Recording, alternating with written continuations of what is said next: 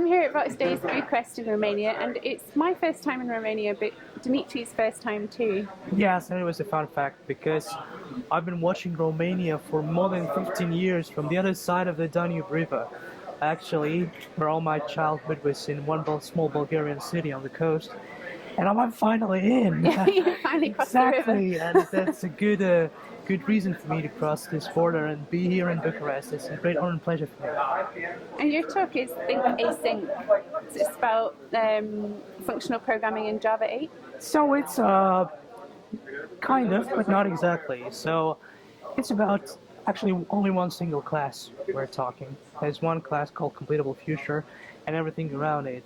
But in my talk, I tried not to focus on the API because there are many good talks explaining the API itself, but also the way it should be used, how it should be used, and what are actually the triggers you to think about it, think about how to use it, and the way you can do your job with this thing.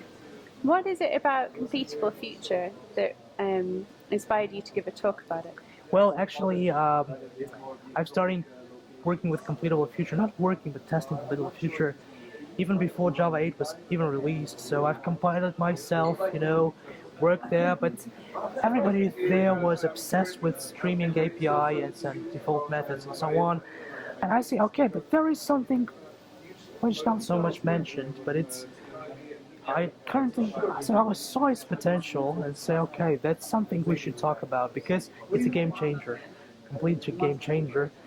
And I've started, exploring it. I've heard several good talks from really good speakers, like Mark Nurkevich, for example. He's really good at this reactive stuff. And he inspired me not just to use it, but to think in its way. And all my thoughts I try to explain in this session that I did here. What is it about Completable Future that makes it a game changer? Well, it allows you, first of all, it allows you to somehow, in a very intuitive way, write multi-threaded applications without even using the word thread inside. So you just upload your work somewhere else. It has to be done there. The results will be returned, and as they are returned, you don't have to care about this. It automatically sends the signal to a consumer of this result, and once again you just chain all your flow, all your work, the way you compute the results or the way you get it from some other resources, and it's really handy and resource saving, and once again you go multi-threaded even without noticing that. Is it so it's handy because you can go multi-threaded and you can improve your code and the speed of things.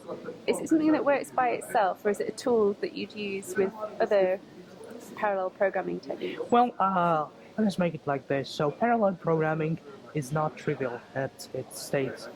So if you use parallel programming, so you have to be ready for that. Not every task can be done in parallel way, and not every task can be done good with completable futures as well.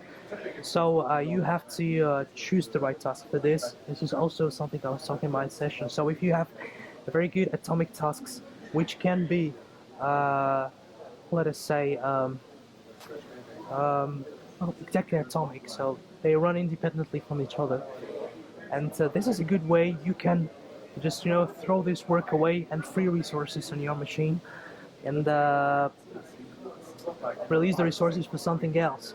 And it comes so naturally, I would say, that it really allows you to make more productive and efficient code with just a few language constructions or classes, actually, because it's just a class. What's the best use for Completable Future? Well, in my personal case, it was something like, actually, what's beautiful about Completable Future is it came on time, I would say. Because Java 7, for example, did not have this expressiveness, I would say, as it has now in Java 8, for example, with all its lambda metas and so on, method references, for example.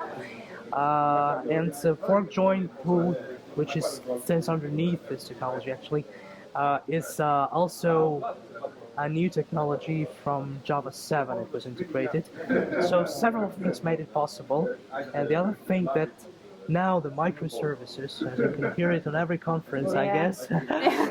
Yes, you cannot avoid this word. And microservices was a very good choice for that because there you write a very, if you write it good, you write a very good atomic operation, I would say, functionality.